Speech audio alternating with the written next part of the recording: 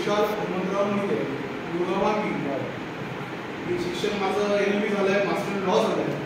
काही वर्ष विशेष सरकार वकील केंद्र सरकार होतो आणि एक महामंडळ आहे, त्या महामंडळाचा राज्यपाल म्हणून सदस्य. वडील रिटायरमेंट गावी आले, आता गावीच स्थायिक आहे, माझं ऑफिस आहे. ऑक्टोबर महिन्यात मी गावी आलो, इथे या भागात प्रॅक्टिस करतो. विषय असा आहे की या विषयाचा मला यापूर्वीचा अभ्यास आहे म्हणून हा विषय मी तुमच्यासमोर मुद्दाम घेऊन आलो. मी याच्यापूर्वी विश्व हिंदू परिषद म्हणून जी संघटना आज पूर्ण भारत देशात त्या कबरीवरून जे आंदोलन चालू आहे त्या संघटनेचा मी सभासद 10 वर्ष होतो. मी बरीच आंदोलनं केलेली आहेत. विषय डायरेक्ट मुद्द्याला येतो की जसं हे मी आता सांगितलं की जमीन ती कोणाची आहे आणि कोणाच्या ताब्यात आहे. आम्ही ती जमीन XYZ कडनं खरेदी केलेली जात आहे. म्हणजे तुम्हाला त्या जमिनीचा मोबदला मिळालेला आहे. ज्यावेळी मोबदला मिळाला त्यावेळी तुम्ही असं सांगितलं काय आम्हाला की बा ही इनाम वर्गीची आहे, देवस्थानची आहे की ॲक्विजिशन जमीन आहे. मला काल राहुल आपले PSI आहेत बुगे साहेब, त्यांचा मला फोन आला होता आणि आत्ताही त्यांनी मला बोलवलेलं आहे की वकील साहेब तुमची क्लिप आम्ही पाहिली, तुमच्याकडे काय डॉक्युमेंट आहे, तुम्ही कशाच्या आधारावर ते म्हणताय ते आम्हाला द्या. सांगायचा मुद्दा काय की मी या ठिकाणी आलो, एक क्लिप केली आणि ती क्लिप अतिशय चांगली होती, कायद्याच्या चौकटीतली होती. त्यांच्याही प्रार्थनास्थळाचा आदर केला, आपण त्यांचाही आदर केला. फक्त आपण त्यामध्ये असं म्हटलं याची शहानिशा करून आपण पुढची कारवाई करू. आपण एवढं म्हटलं ते लोक फार ऍक्टिव्ह आहेत. एकाने चुकीची एका शिकलगार नावाच्या व्यक्तीने चुकीची कमेंट केली. माझं काय म्हणणं आहे, मी एखादी गोष्ट सांगतोय आणि त्याच्यावर तुम्ही चुकीची कमेंट करताय. एकाने सांगितलं की तुम्ही ज्योतिबाला जाता, आता हा तुमचा शिवणीचा म्हणजे ज्योतिबा जाऊ पण त्यांचा काय हाजी करताय का कुठला पीर बाबा कुठला ते जातात ना बाहेर कुठं तरी आउट ऑफ कंट्रीला, मक्कामध्ये नाही का तुमचं शिवणी. म्हणजे मला म्हटलं की मी ज्योतिबाला जातो तसं आम्ही लोक तिथे शिवणी देतो. म्हणजे तुमची शिवणी एवढी फेमस आहे हे आता आम्हाला माहीत पडलं की मक्कामध्ये कसं रूप आलं शिवणीला. म्हणजे मी जेव्हा तो व्हिडिओ टाकला माझा उद्देश काय होता की मला सांगा माझ्या गावात जर महादेवाचं मंदिर असेल तिथं मी सोमवारला जायला पाहिजे, तुमच्या गावाला जायला पाहिजे. तिकडं जाणार ना, तिकडं जाऊन मी जर तुमच्या गावात महादेवच्या मंदिरात येत असेल तर ठीक आहे, एकदा पाहुणा म्हणून आणि रोज येत असेल तर त्याच्या पाठी षडयंत्राचा वास काय नये. एवढी मी फक्त शक्यता वर्तवली तर अचानकपणे त्या अल्ताफ शिकलगार म्हणून आहे आणि अजून एक जण कोणाच्या कमेंट पडल्या. याचा अर्थ त्यांचा अभ्यास जाणलाय, त्यावर लक्ष ठेवू. बरं ते सगळं ठीक आहे. बरं जो मुद्दा आपला महत्वाचा आहे आजच्या विषयामध्ये की आज आपण सगळी ती जमीन कसतोय आणि आज 2018 सालचा निकाल आहे असं मला भुगे साहेब आपले PI साहेब म्हणले की 18 सालचा निकाल आहे. पण मला सांगा आज ताबा आपला आहे, आपण त्यांच्याकडून खरेदी खताने खरेदी करून घेतले म्हणजे त्याचा मोबदला आपण त्यांना दिलेला आहे. आता त्यांचा आक्षेप असा आहे, एकाने त्यामध्ये कमेंटमध्ये दिलं होतं की ही जमीन इनाम वर्ग 3 ची आहे. एक जण म्हणतात ही जमीन भूसंपादित केलेली आहे, ॲक्विजिशन लँड आहे. बरं असं सगळं असेल तर आतापर्यंत ही माझं झोपली होती का? बरं मग सगळ्यांचीच नावं जायला पाहिजे होती.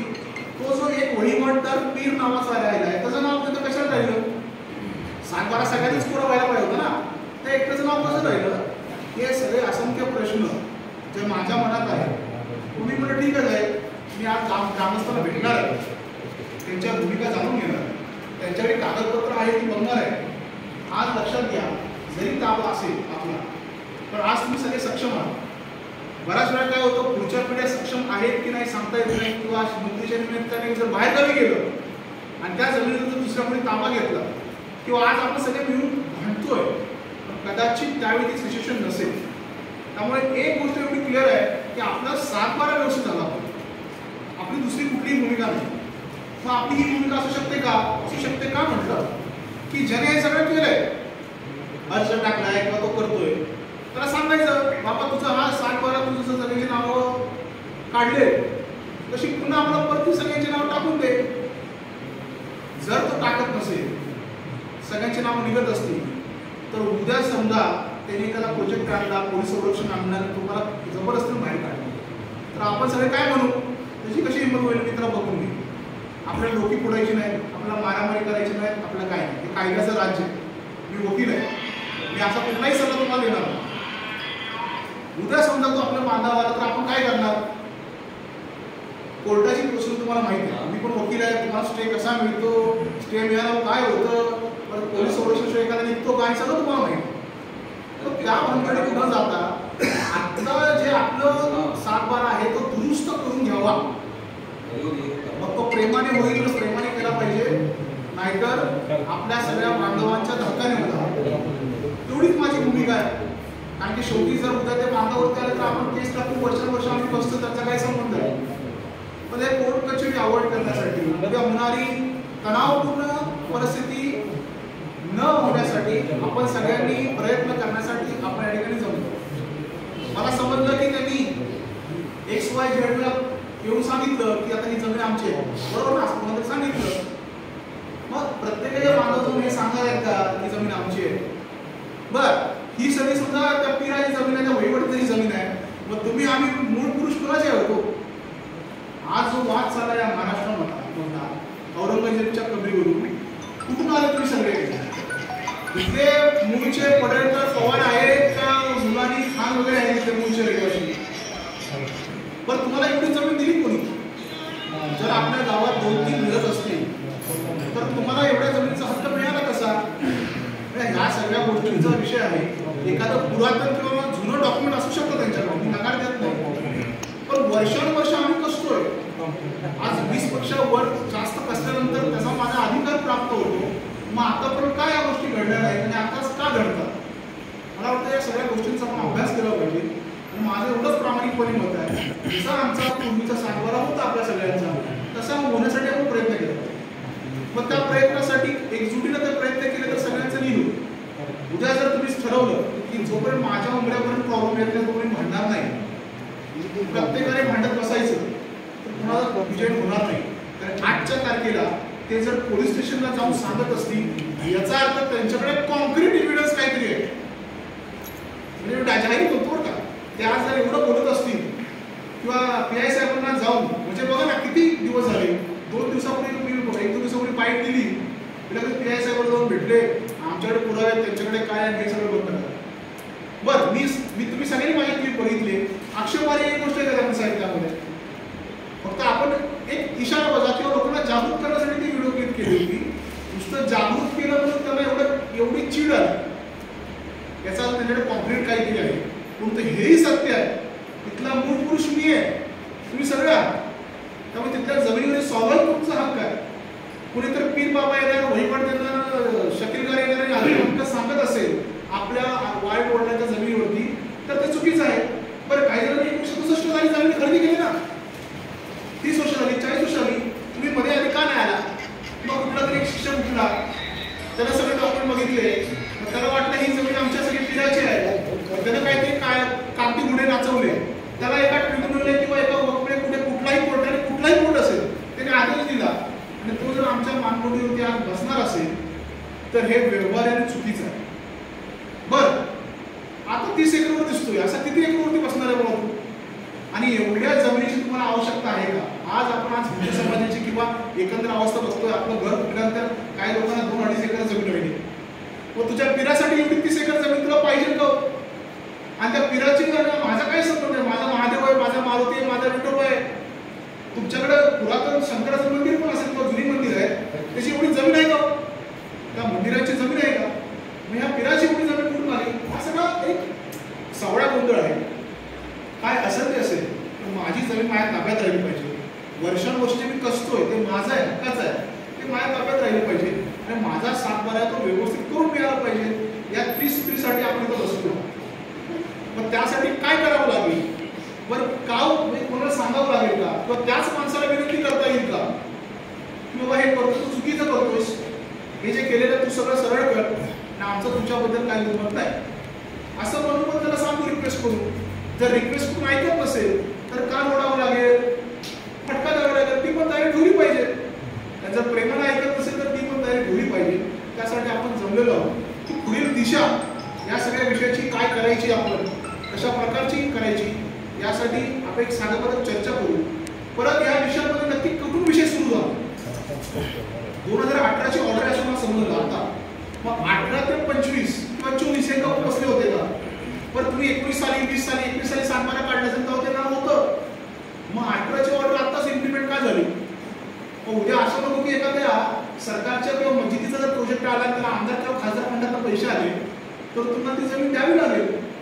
म्हणजे असंही होऊ शकतं भविष्यात. एखादा मोठा प्रोजेक्ट जर आला त्यांच्यासाठी अल्पसंख्याकांसाठी आणि तो सेंट्रल गव्हर्नमेंट असेल स्टेट गव्हर्नमेंट असेल आणि इथं 30 एकर जागा त्यांची आहे समजलं किंवा 7.5 एकर जमीन जागा आहे तर साहजिक शासनाला म्हणतील की आमची संस्था आहे ती वहिवाटदार नावाची काहीतरी XYZ 7.5 एकर जागा आहे तर शासनाचा एखादा प्रोजेक्ट आणा. उद्या शासनाच्या प्रोजेक्टसाठी तुम्हाला जागा द्यावी लागेल. आता आपण शक्तीपीठ मार्गाचं काय झालं ते म्हणजे भविष्यातले संभाव्य धोके टाळण्यासाठी भविष्यात जास्त रक्त सांडू नये किंवा जास्त पैसे खर्च होऊ नये. अरे कोर्टात तुम्हाला प्रत्येकाला इंडिव्हिज्युअल जावं लागणार, प्रत्येकाला वकील करावं लागणार, हे सगळं होऊ नये. आताच आपण काही कलेक्टिव्हली प्रयत्न करण्याचा प्रयत्न करू की बाबा यातून काही गोष्टी साध्य करू. त्याला प्रेमाने सांगू.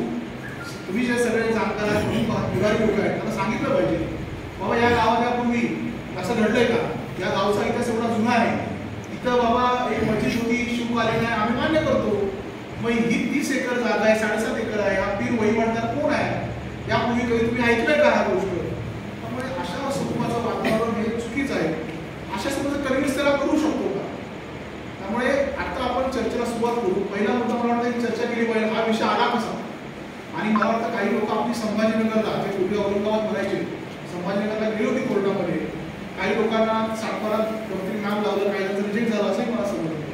त्यामुळे यापुढे जे जाणकार आहेत त्यांनी या ठिकाणी येऊन सांगावं की नक्की विषय काय. ते एवढ्या छातीरटोकपणे दावा करतायत. आज पोलीस ऑथॉरिटीकडे जात आहेत, कोर्टाचं दार खटखट वाजवत आहे.